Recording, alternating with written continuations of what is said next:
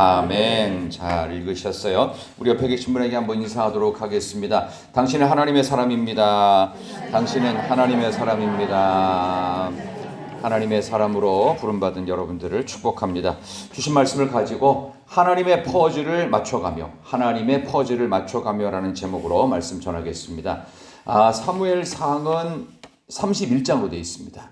그러니까 사무엘상을 강의한 지가 이제 작년 여름부터 시작해서 벌써 수요일만 벌써 29번째 날로 수요일을 지나고 29주 동안 강의가 쭉 진행이 됐죠. 이제 사울 왕국이 마지막을 향해 가고 있습니다. 사무엘상은 사울 왕국이 끝나는 장면, 그 다음에 사무엘하는 다윗 왕국이 시작되는 장면입니다. 그래서 사무엘상까지는 사무엘의 이야기인데, 사무엘이 왕으로 기름 부음 받은 첫 번째 사울 왕국의 끝까지, 그 다음에 두 번째로 기름 부음 받은 다윗 왕국의 끝까지가 사무엘하. 그래서 사무엘상하는 원래 한 권이었어요. 근데 나중에 이게 후대에 편집을 하면서 편의상 나눈 거예요. 그러니까 원래 한 권이었는데 나중에 두 권으로 나누어서 사무엘상과 하로 분류가 돼서 사울 왕국의 끝까지 31장. 그다음에 사무엘하는 몇 장인지 아세요? 갑자기 성경 시험 보니까 모르겠죠. 그냥 이렇게 외우시면 돼요. 우리가 곧 3.1절 맞죠? 3.1절 날 이사했습니다. 24장입니다. 그렇게 외우시면 돼요. 3.1 이사입니다. 어쨌든 24장 나오는 사무엘하는 전체가 다윗의 이야기가 되겠습니다. 자, 오늘 이 본문의 말씀, 이제 마지막 사울 왕국의 끝자락, 레임덕 현상이 일어날 만한 상황인데, 레임덕이 아니라 사울 왕국은 이제 쫄딱 망하게 생겼는데, 이런 속에서도 망할 것 같지 않던 이 왕국에 하나님께서 다윗이라고 하는 역사의 전면으로 드러나기 직전에 이 다윗을 서서히 드러내는 숨겨진 스토리가 계속 끼어져서 나오는 것을 볼 수가 있습니다. 오늘 이야기는 이제 다윗이 사울 왕국이 끝나는 장면을 보게 되는 블레셋과 이스라엘과의 전투 이야기가 나옵니다. 오늘 전체 내용을 제가 짧게 한번 요약을 해볼게요. 자, 사울을 피해서, 죽음의 칼을 피해서, 이제 옛날에는 장인어른이었죠. 근데 이미 미갈 딴 사람한테 줘버렸으니까 그냥 이름만 장인어른이에요. 근데 한나라 왕이 본인을 현상수배범으로 걸고, 영어로 원티드, 딱 현상수배범으로 사울이 있는 곳을 신고하는 자에게는 상 주겠다. 이래서 다윗이 있는 자를 신고하는 자는 상 주겠다. 이래서 다윗이 현상수배범으로 걸리고 국가에서 지정한 아주 나쁜 놈이 됐습니다. 그러게 피하다가 안 되니까 결국 블레셋으로 넘어가서 망명 생활을 물려 1년 7개월을 하게 됩니다. 이 블레셋은 지금의 이스라엘의 그 서쪽 지역의 지중해 있죠. 거기에 가자 지구라고 있습니다. 가자 지구의 많은 땅이 옛날에 블레셋 영토였습니다. 이 블레셋은 원래 그 여호수아 장군이 이제 가나안으로 딱 들어가가지고 정복을 해요. 31개 부족국가 정복하는데 해변에 있는 몇 나라를 저것들은 정복 하나마나 똑같겠다. 언제든지 무너뜨릴 수 있다 해가지고 아마 귀찮아서 안 했던 것 같아요. 그때 남았던 백성들이 블레셋입니다. 그래서 5개 도시 국가 연합체. 그래서 이게 블레셋입니다. 이 블레셋이라는 말에서 팔레스틴이라는 단어가 나왔기도 했어요. 어쨌든 이 5개 나라에는 대표로 하는 왕이 한 명 있었어요. 그게 아기스였습니다. 오늘 나오죠. 그 아기스 왕이 아무리 봐도 외국에서 망명한 놈이고 이 사울왕의 칼을 피해서 온 녀석인데 1년 7개월 동안 봐도 아주 괜찮거든요. 충성되고 반역 안 하고 소란 일으키지 않고 함께했던 무리들이 최소 400에서 600명인데 굉장히 조용하단 말이에요. 그래서 내 밑에 신하가 돼도 괜찮겠다. 안심하고 1년 7개월을 보내다가 이스라엘하고 이제 가까이 붙어 있으니까 국지전을 일으킨 거예요. 이제 팔레스틴 영토 안에서. 그런데 저도 나가게 해주십시오 해가지고 다윗도 이제 나가려고 준비를 끝냈어요. 다윗과 그 일행들이. 근데 아까 말씀드린 대로 블레셋은 5개 국가의 연합체입니다. 근데 아기스는 그 중에 한쪽의 왕이에요. 그러니까 4개가 더 남았죠. 4개 도시의 최고 장수들이 결사반대하는 거예요. 이유는 딱 하나입니다. 제가 누굽니까? 저 히브리 사람. 오늘 우리 3절을 잠깐 보면 이게 조롱하는 말이거든요. 한번 잠깐 보겠습니다. 3절 한번. 29장 3절. 블레셋 사람들의 시작. 블레셋 사람들의 방백들이 이르되 이 히브리 사람들이 무엇을 하려느냐 하니 아기스가 블레셋 사람들의 방백들에게 이르되 이는 이스라엘 왕 사울의 신하 다윗의 아니냐? 그가 나와 함께 있은지 여러 날 여러 해로 돼 그가 망명하여 온 날부터 오늘까지 내가 그의 허물을 보지 못하였노라. 아멘. 허물이 없을 만큼 괜찮은데 왜 그가 다윗에 대해서 그 정체에 대해서 궁금해하느냐? 그 방백들이 했던 말이 뭐라고 돼 있어요? 이 히브리 사람들. 이거는 뭐 히브리 사람들이 맞아요. 근데 이 히브리라는 말 자체가 원래 비하하는 말입니다.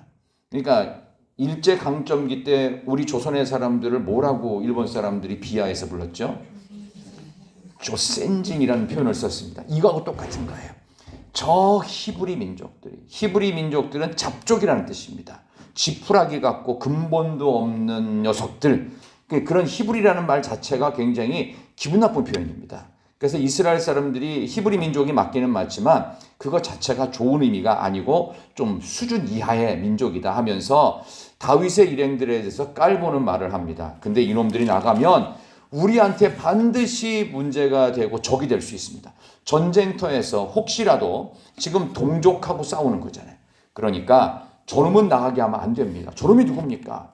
아니 사울은 천천히고 다윗은 만만이라고 하고 우리 가드족 속에 골리앗을 물리친 엄청난 놈 아닙니까? 저놈이 힘을 숨겨두고 있다가 거꾸로 우리를 공격하면 이거 왕께서 감당할 수 있겠습니까? 말이 그럴듯해요. 그러나 1년 7개월 동안 한 번도 허물을 본 적은 없었어요. 그러니까 마음이 갈등이 있는 거예요. 장군들이 다 반대를 해요. 그러다 보니까 이게 5개 국가 연합이다 보니까 한 지역의 왕이었던 가두왕 아기스가 다른 4개 도시 국가의 그 장수들의 말을 그냥 무시할 수가 없는 거예요. 그러니까 다윗을 불렀어요.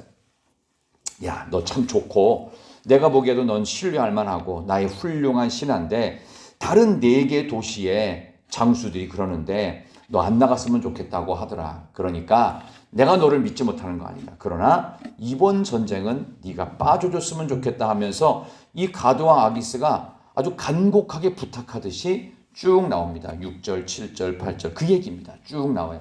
거기에 대해서 다윗은 한마디도 대꾸 안 합니다. 그냥 알겠다고 하면서 그야말로 위화도 회군을 하듯이 드디어 다윗이 그 무리들과 함께 회군에서 원래 이스라엘 영토였던 시글락 지역으로 돌아옵니다. 거기에 자기 이제 가족들, 부인들도 있고 함께한 400~500명의 그 식구들이 다 거기에 머무르고 있는 장소로 돌아옵니다. 근데 이유가 있어요. 여기에는 숨겨진 또 하나의 아주 귀한 이유가 있는데 그거는 다음 수요일에 제가 좀 말씀을 드리려고 하고 오늘은 돌아오는 얘기까지만 오늘 성경에 나옵니다. 근데 그 남자가 한번 칼을 뽑았으면 뭐 물에도 잘라야 되는데 그냥 칼 뽑고 도로 칼집에 집어넣는 거예요. 그리고 돌아오는 겁니다. 그러니까 이제 사기충천했던 다윗의 마음속에는 뭔가 자신의 뜻이 1년 7개월 동안 왕에게 충성했던 이 마음이 전혀 받아들여지지 않고 있다는 생각을 할 수가 있겠죠. 적장의 나라에 가서 원수의 나라에 가서 목숨을 살리기 위해서 나와 함께 뜻을 같이 하는 무리들은 어쨌든 본국의 왕에 의해서 다 죽을 거니까 살리기 위해서 적의 나라로 들어왔는데 여기서도 신뢰를 못 받아요. 이번 기회에 공을 세우면 그래도 너는 이스라엘 사람이 아니라 그래도 준 블레셋 백성이다. 이 정도의 인정을 받을 수 있는데 이거를 못 받는단 말이죠. 근데 하나님이 이것을 그냥 그대로 내버려 두십니다. 자, 여기에서 우리는 하나님께서 왜 이렇게 하셨는지에 대한 큰 그림을 하나씩 발견해야 돼요. 오늘 설교 말씀을 제가 하나님의 퍼즐을 맞춰가며라고 되어 있습니다. 하나님의 퍼즐이라는 것은 큰 퍼즐판인데요. 마치 모자이크 하듯이 여기 맞추고 여기 맞추고 막 이렇게 맞추는 거예요. 그죠? 한꺼번에 퍼즐을 딱딱 2조각으로 맞추는 게 아니에요. 조금씩 맞춰가 시간이 한참 흐르면 이제 그림이 어느 정도 완성이 돼 갑니다. 이 하나님의 퍼즐을 우리 인생 전체를 통해서 만들어가는 겁니다. 그래서 오늘 다윗의 생애를 통해서 하나님께서 인생의 퍼즐을 하나씩 맞춰가듯이 왜 좌절되었을까? 이 남자의 꿈이 왜 여기서 무시를 당했을까? 1년 7개월 동안의 헌신과 충성이 왜 이렇게 물거품으로 돌아갔을까? 여기 속에서 그가 시글락으로 회군할 수밖에 없던 이유가 무엇인지 그리고 하나님의 큰 그림은 무엇인지 제가 2가지 큰 맥으로 여러분께 전하도록 하겠습니다. 자, 그렇다면 위화도 회군을 했던 이성계의 조선의 나라를 만든 이성계의 회군처럼 다윗이 시글락인 본인이 살고 있던 동네로 회군을 하게 된 이유는 무엇이었을까요? 크게 저는 두 가지로 말씀을 드리고 싶은데, 첫 번째는 하나님께서 다윗이 손대지 않고 하나님의 역사를 이루시려고 일부러 그러셨다. 자, 이제 전쟁에 나가면 누구랑 싸워야 돼요?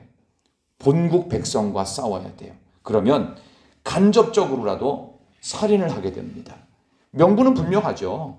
본국에서 쫓겨났으니까 외국에 가가지고 옛날에는 이게 시민권이나 이런 귀화증을 주는지는 모르겠습니다만은 어쨌든 간접 살인자가 될 수밖에 없잖아요. 그럼 나중에 왕이 돼서도 너는 외국 나갔다가 우리 민족들 동족을 죽인 살인자가 아니냐, 이런 누명을 아예 하나님이 안 만드시는 거예요. 그래서 마치 사도신경에는 본디오 빌라도에게 고난을 받아라는 표현이 있죠. 이 표현이 왜 있었을까요? 어떻게 보면 우리에게 그런 명분을 뒤집어 씌우지 않으려고 하나님께서 그 불법적 재판이지만 본디오 빌라도라고 하는 로마 파견 총독이 그렇게 했다 하면서 어떻게 보면 우리를 보호하시는 어떤 그런 의미도 느낄 수 있는데, 중요한 것은 예수님을 직접 처형했던 그런 모습이 아니고 예수님에 대한 책임을 누구에게 전가시키듯이 지금 본국에 있는 이스라엘 백성들을 죽인 책임을 다윗이 지지 않도록 통합 이스라엘의 왕국 전체의 왕이 되어야 되는데, 이제 그때 한 번, 두 번 옛날에 그런 오명 같은 사건이 있었다는 것에 구설수에 휘말리지 않도록 하나님의 배려하신 손길이 느껴집니다. 때로 여러분들이 뭔가 안 되고 내 맘대로 안 되고 반대가 자꾸 있고 원치 않는 길로 자꾸 등 떠밀리면 너무 서운해하지 마십시오. 하나님의 또 다른 숨겨진 계획에 여러분은 한 발자국 내딛고 있는 겁니다. 그걸 가지고 서운해할 필요도 없습니다. 하나님의 백성을 보호하시고 뭔가 하나님의 숨겨진 그 다음의 그림을 위한 것이니까 그렇게 등 떠밀려서 원치 않는 길로 가고 반대에 부딪히고 내 마음대로 뭔가 안 된다고 했을 때 그것을 해결하려고 몸부림치지 마십시오. 그 문제를 벗어나서 하나님의 관점과 시각을 향해 나아가시면 됩니다. 우리 3월 첫 주부터 신앙가족장들 이제 모임을 이제 하면서 3월 첫 주부터 이제 신앙가족 모임을 할 텐데, 그때 이제 주제가 제가 뭘로 잡았냐 하면 고난입니다. 하나님이 고난을 왜 주시냐, 욥기에 대한 이야기를 하면서 고난의 이유와 목적에 대해서 풀리지 않는 신비의 첫 번째를 성경으로 좀 풀어가려고 하는데, 그러면 왜 이렇게 우리의 인생에 고난이 있을까요? 그거는 3월 첫 주에 한번 풀어보십시오. 중요한 건 문제를 풀려고 애쓸 필요가 없습니다. 그 문제를 벗어나 하나님의 관점과 시각으로 돌아가는데 그 부분이 과연 뭐였을까? 지금은 보이지 않지만 하나님의 큰 인생의 퍼즐이 맞춰져 가고 있는 것입니다. 근데 한쪽만 맞추고 있으니까 이게 뭐야 하면서 집어 던질 수 있어요. 근데 그게 있어야 됩니다. 그 과정이 있어야 돼요. 그래서 인간이 중단되고 못하게 되고 막혔을 때, 장애물 때문에 아무것도 못하고 넋놓고 있어야 될 인간의 끝자락은 하나님의 시작입니다. 근데 우리는 잘 안 참아요. 못 참아요. 그래서 우리가 최선을 다하는 거는 가만히 있지 말고 뭐라도 해라 이거죠. 그래서 우리는 기도할 때 응답이 빨리 안 되면 하나님이 과연 계시는 걸까 하면서 자꾸 고민을 해요. 고민할 필요 없어요. 하나님도 고민 안 하는데 기도를 했으면 고민을 왜 해요? 그거를 하나님이 빨리 안 해주시면 내가 풀겠다라고 하는 헛된 생각 빨리 버리세요. 하나님의 퍼즐이 맞춰져 가고 있는데 우리의 조급함 때문에 하나님에 대해서 작은 원망감, 들어주시려면 빨리 해주시지, 내가 원하는 때 내가 원하는 모양과 내용대로, 그런 응답은 죄송하지만 우리 인생의 퍼즐에는 없습니다. 그러니까 우리가 뭐에 맞춰요? 응답하시는 하나님의 분위기와 하나님의 계획과 하나님의 내용과 하나님의 시간에 내가 맞춰야 돼요. 그게 응답이에요. 만약 내 마음대로 했을 때 응답, 이건 세상적 형통이겠죠. 그러나 성경적 형통은 뭐예요? 하나님의 뜻대로 되는 거예요. 이 십자가는 비참하기 짝이 없는 저주스러운 시간이에요. 근데 이게 하나님의 뜻이고 계획이란 말이에요. 나를 부인하고 내 십자가 지는 거. 자, 그렇다면 구체적으로, 좀 더 구체적으로 큰 그림을 보자는 겁니다. 여기에서 어떻게 큰 그림을 발견할까요? 어떤 노인이 아주 잘 달리는 명마가 한 필이 있었습니다. 근데 이 녀석이 워낙 머리가 좋아가지고 도망가 버렸어요. 근데 자기네 나라에서는 못 찾겠는 거예요. 어디 외국으로까지 멀리 도망갔나 보다 하고서 포기를 하면서 굉장히 실망하고 있으니까 주민들이 그러는 거예요. 아이고 영감님 어떻게 합니까? 이 좋은 말을 잃어서요. 얼마나 똑똑하고 실력 있고 팔아도 비싸게 주고 팔 수 있는 말인데 어떡합니까? 안타까워서. 그랬더니 이 영감님이 그러더라는 거예요. 지금의 화가 복이 될지 누가 알겠소? 지금의 화가 복이 될지 누가 알겠소? 그리고 나서 얼마 지났는데 아니 그 명마가 돌아온 거예요. 혼자 안 돌아오고 어떤 또 다른 말과 함께 돌아온 거예요. 말을 한 마리 데리고 왔어. 꼬셔갖고. 보니까 이 말도 범상치 않은 말이에요. 이 저기 다른 나라에 있는 말인데 이것도 명마인 거예요. 그래서 딱 왔더니 옆에 사람들이 좋아하면서 아니 영감님 복도 많지 어떻게 이렇게 한 마리가 두 마리가 됐냐고 하니까 이 영감님이 거꾸로 이렇게 말하더래요. 지금의 복이 화가 될지 누가 알겠어. 그리고 얼마 있다가 아들이 좀 성장을 했습니다. 성장을 했으니 말을 배워야 돼요. 근데 저기 다른 나라에서 온 이 좋은 말 안장에 올라타 열심히 배우다가 여러분 말 타보셨어요? 조랑말 말고 큰 말. 엄청 높아요. 엄청 높아요. 혹시 저기 태국 같은 데 가서 코끼리 트레킹 해보셨어요? 코끼리 트레킹하면 무지 높은 거 알 수 있죠. 등에 올라타면. 말도 못지않게 높습니다. 상당히 높아요. 아이고 떨어져 버렸어요. 근데 다리가 부러졌어요. 이게 고쳐지지 않아가지고 얘가 장애인이 돼버립니다. 몇 달 사이에. 그러니까 이제 많은 사람들이 아이고 어떡합니까? 그랬더니 이 할아버지가 거꾸로 지금의 화가 복이 될 줄 어떻게 알겠소? 또 거꾸로 얘기하는 거예요. 그리고 나서 그 나라에 전쟁이 있었습니다. 전쟁이 되면은 전 국민 소집령이 내립니다. 누구한테? 남자한테. 근데 이 아들이 징집이 변제가 됩니다. 끌려나갔던 모든 잘났던 남자들 젊은 사람들은 군대에 가가지고 어떻게 해요? 거의 다 죽습니다. 근데 이 아들은 다리를 절뚝거리기 때문에 군인도 못 가고 절대 죽지 않았습니다. 끝까지 살아남았습니다. 여러분 인생의 그림이 이렇습니다. 이 복이 화가 될지 이 화가 복이 될지 끝은 몰라요. 하나님이 인도하십니다. 그 시작과 알파도 하나님, 시작도 오메가도 하나님이에요.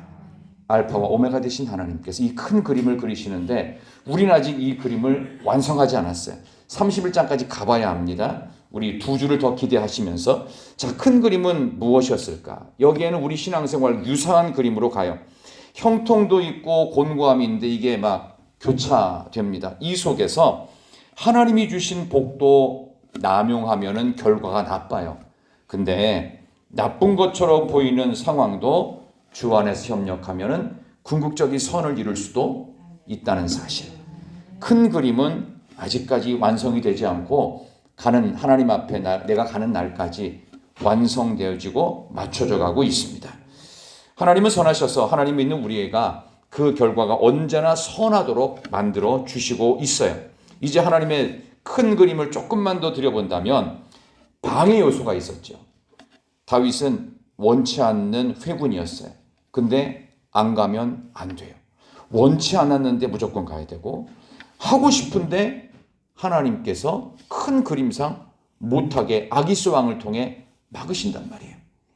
하고 싶을 때는 못 가고 하지 말아야 되는데도 해야 되는 여기에는 도대체 뭐가 있을까? 하나님 어떻게 저한테 이러실 수 있어요?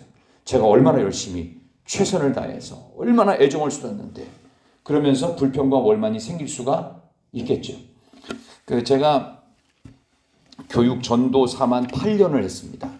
전임 2년 했고요. 부목사 10년 했습니다. 근데 교육 전도사 8년을 하는 동안 온갖 우여곡절이 있었겠어요? 없었겠어요? 어려운 일들이 생각보다 많습니다. 왜냐하면 저는 옛날부터 이런 별명을 가졌습니다. 근데 지금은 그 별명이 별로 좋지 않아요.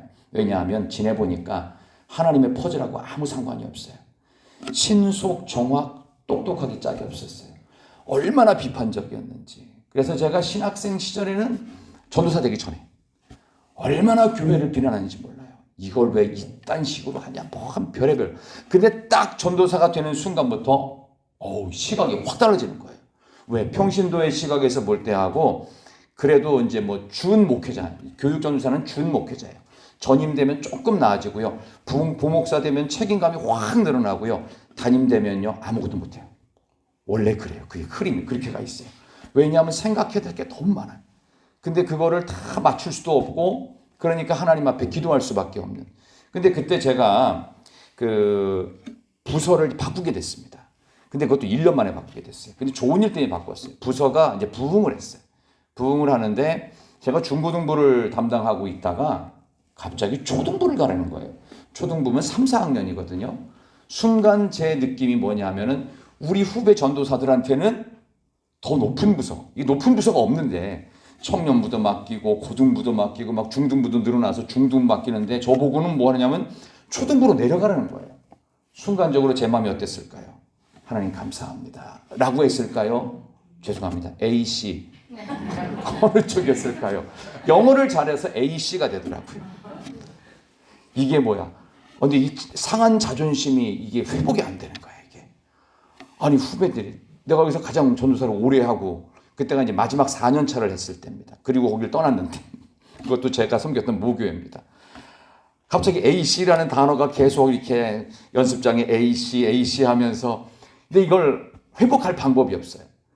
그러니까 옆에서 이제 선생님들도 이제 아니 그 담임 목사님은 왜 전도사님한테 청년부 안 맡기고 왜 초등부를 맡겼냐 뭐 얘기가 자꾸 들어오는데 이걸 뭐 어떻게 대답할 방법이 없는 거예요. 그래가지고 제가 그때 그랬어요. 아무도 갈 사람이 없어 내가 자원했다고. 그 나름대로 자존심은 세웠는데 기분은 별로 좋지 않은 거예요. 근데 하나님께서 숨겨진 계획이 있었습니다. 그 첫 번째 숨겨진 계획은요. 한 30명인가 그랬던 것 같아요. 처음에 시작할 때. 초등부만 30명이어도 많잖아요. 그죠? 근데 그때는 초등부 30명이 많은 것도 아니었어요. 그 당시에는 그랬단 말이에요. 그 당시에는. 90년대였으니까. 근데 초등부 30명을 갖고 시작을 하는데 갑작스럽게 청년부를 했어야 되는데 별의별 생각이 있는데 이 자존심 때문에 어쨌든 교사들 막 해가지고 준비를 했습니다. 예배를 드리고 했는데 나중에 제가 이제 그 교회를 1년 만에 나오고 또 다른 교회를 가게 됐습니다. 모교회를 4년 만에 떠나게 됐는데 마지막 끝날 때 1월 첫 주에는 30명으로 시작했습니다. 12월 마지막 주에 떠났거든요. 그때는 몇 명이 되었을까요? 몇 명 됐을까요? 이게 하나님의 퍼즐이었어요. 120명이 되더라고요. 그렇죠? 저는 깜짝 놀랐어요. 이렇게 많을 줄 몰랐어요. 많이 생겨날 줄 모르고 저는 강등됐다라고 하는 서운함이 그때까지도 안 가시는 거예요. 내가 왜 이거밖에 못하고 있지라는 그런 생각. 모교에서 교육전도사만을 3년 했고 내 후배들이 들어와서 다른 부서 맡아가지고 제가 교육전도사는 이래야 된다 저래야 된다 가르쳐줬는데 제가 갑자기 강등된 것 같은 느낌. 근데 강등이 아니라 하나님께서는 승진시키시고 더 좋게 하시고 교회를 위한 밑바탕에 부흥을 위한 역할들을 하게 하셨고 그때 사실 거기서 저희 집사람을 만났습니다. 아멘은 안 하시는데 어쨌든 뭐 그래요. 두 가지의 하나님의 퍼즐이 있었어요. 이게 하나님께서 여기를 부흥시켜서 이 모판을 건강하게 초등부가 잘 돼야 소년부 5, 6학년 잘 되고요. 중고등부 잘 됩니다. 이 역할을 시키시려고. 그래서 가장 그 당시에 교회에서 경험이 많았던 제가 거기를 했고 또 이런 하나님의 퍼즐로 어떤 좋은 그 결과를 만들어 주신 것 때문에 저는 너무나도 감사했던 그런 시간이 있습니다. 여러분 지금 뭔가 잘 안 되고 뭔가 추락한 것 같고 뭔가 막힌 것 같고 안 된 것 같은 거 하나님의 숨겨진 퍼즐입니다. 거기에 여러분을 귀하게 쓰실 줄로 믿습니다. 여기 나오는 다윗이 시글락 회군을 한 것 자체가 하나님으로부터는 하나님께서 계획하신 더 큰 역사가 숨겨져 있다. 거기에는 동족을 절대로 직간접적으로라도 해하려 하는 전쟁에 출전도 안 하게 하시고 나는 이스라엘 백성들이 나를 미워했지만 나는 이스라엘 백성들을 위해서 그 어떤 나쁜 일도 한 적이 없다고 오명을 근본적으로 지우시는 그런 위대한 역사가 있었다. 여러분도 아마 그런 일들이 있으실 때마다 하나님께서 내 길을 왜 방해하시나 그게 아니라 하나님께서 내게 더 좋은 것을 주시려는 놀라운 반전의 퍼즐이 있을 줄로 믿습니다. 리더십과 실력을 갖춘 어떤 신학생 한 분이 계셨는데 본인은 유학을 가가지고 박사학위를 받고 훌륭한 교수가 돼서 돌아오기로 생각을 하고 기도를 많이 하면서 비자 신청을 했다고 합니다. 근데 이 비자가 안 나오는 거예요. 비자가 나와야. 유학생 비자로 가야 되는데 끝까지 안 나오고 한 달, 두 달, 안 돼요. 작전 기도를 하기 시작한 거예요. 번번이 거절되고 필사적으로 나중에 한 5개월 넘었을 때 안 되겠다. 이러다가 한 학기 지나가겠다 싶어가지고 금식 기도하고 작전 기도하면서 정말 죽자서자 기도에 매달렸어요. 근데 어떻게 되는 줄 아세요? 유학을 갔을까요? 안 갔을까요? 갔다 안 갔다 간다 안 갔다 안 갔어요. 왜 안 간 줄 아세요? 하나님이 붙잡으셨어요. 필사적으로 기도하니까 하나님이 뭘 주셨냐? 성령을 체험하게 하셨어요. 그래가지고 저쪽 의정부 지하에 허름한 상가를 하나 얻어서 개척교회를 시작합니다. 그 교회가 지금 엄청 부흥했어요. 그래서 그 목사님 얘기만 하면 기도로 부흥했던 대표적인 목사님으로. 그래서 나는 미쿡 유학 못 가지만 천쿠옥 유학 갔다 왔다고 그렇게 말할 정도로 기도의 위대한 세계. 난 유학 가지 못한 거 서운하지 않습니다. 하나님께서 천국 유학 보내셔서 나에게 하늘의 보화를 주셨고 하늘의 박사학위를 주셔서 나는 그 어떤 것보다 강력하게 이렇게 목회하고 있어서 유학 갔다 와서 이렇게 잘나는 그런 분보다 나는 하나님이 나한테 최고의 학위다. 뭐 이렇게 얘기하시는 목사님의 모습을 제가 본 적이 있습니다. 하나님이 나한테 왜 이러실까? 가는 길이 막히고 의지 상관없이 등 떠밀릴 때 그때 일이 정확해지지요.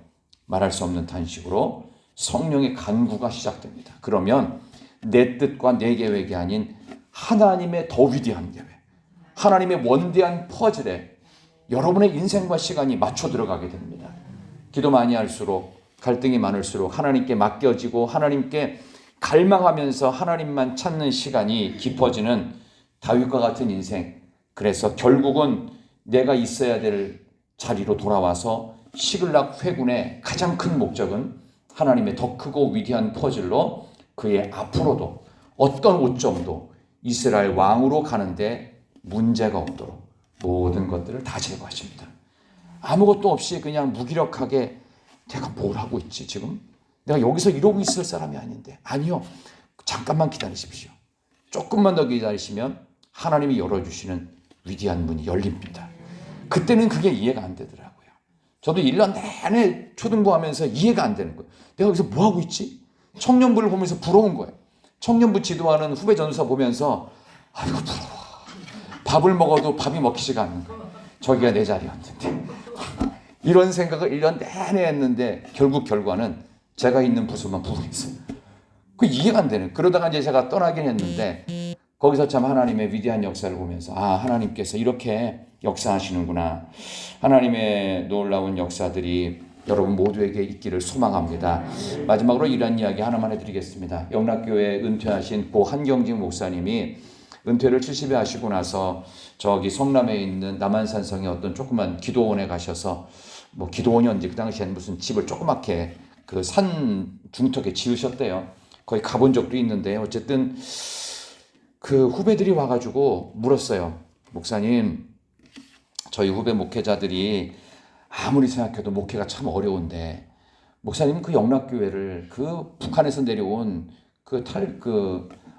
남아한 그 사람들 데리고 그 거친 북한 출신 사람들 데리고 어떻게 그렇게 힘든 목회 여정을 잘 마치셨냐고 정말 비결이 뭔지 알고 싶다고 그랬어요. 그랬더니 이제 한경직 목사님이 그때 명언을 남기셨습니다. 우리 후배 목회자 여러분, 저는 매일매일 오늘 그만둘까, 내일 그만둘까, 다음 주에 그만둘까, 다음 달에 그만둘까 계속 이렇게 하다가 그러다가 은퇴까지 왔네요. 하나님의 퍼즐을 한경직 목사님은 모르겠다는 거예요. 내가 왜 이렇게 힘들어야 되지? 아니 교회는 이렇게 큰데 왜 이렇게 문제는 많고 왜 이렇게 나한테 요청? 난 능력이 없는데 나보고 어떻게 하라고? 그러니까 한경직 목사님 강의할 때 맨날 그랬대잖아요. 의견 일치가 안 되면 한 주 동안 더 기도해 봅시다. 두 번째 주에도 또 뭐가 결정이 안 되면 한 주 동안 더 기도해 봅시다. 한 달 미루고 2달 미루고 6개월 미루고 1년 미루니까 나중에 장로님들이 다 포기하더래요. 그 목사님이 원하시는 대로 하십시오. 근데 그런 시간들을 보내니까 이게 얼마나 속이 막 타오르겠냐고요. 근데 하나님의 위대한 퍼즐은 그렇게 마무리가 되더라. 이제 그런 이야기를 하는 것을 제가 들은 기억도 났습니다. 여러분의 인생이 내 뜻대로 안 되고 이해할 수 없는 고난이 올 때 그때마다 하나님의 선하신 모습을 한 번 더 그 뒤에 숨겨진 하나님 모습을 생각하시면서 퍼즐 조각이 지금도 하나씩 맞춰지고 있겠지. 어느 날 이 전체 퍼즐이 맞춰지는 그날 하나님이 나를 부르실 것 같다. 그날에 하나님께서 여러분을 부르시는 날에 착하고 충성된 종으로 아름다운 퍼즐을 여기까지 맞춰오면서 잘 왔습니다. 여러분도 그렇게 고백하시면 참 좋겠습니다. 시글락 회군이 갖고 있는 이 영적인 의미를 하나 더 이제 다음 주 수요일 날 여러분께 공개하면서 우리의 삶의 어떤 애통 중에도 하나님의 퍼즐은 지금도 하나씩 둘씩 맞춰져 가고 있습니다. 마지막에 완성될 전체 그림 빅픽처는 하나님 앞에 가는 날에, 그리고 여러분들이 나이가 점점 들어가고 인생의 시간이 가면서 여러분의 인생 속의 퍼즐이 반드시 맞춰져 가고 있다는 것 잊지 마시고 너무 실망하지 마시고 믿음의 정진을 오늘도 내일도 계속해 가시기를 진심으로 소망합니다. 우리 찬송 한 장 더 부르도록 하겠습니다. 379장 379장입니다.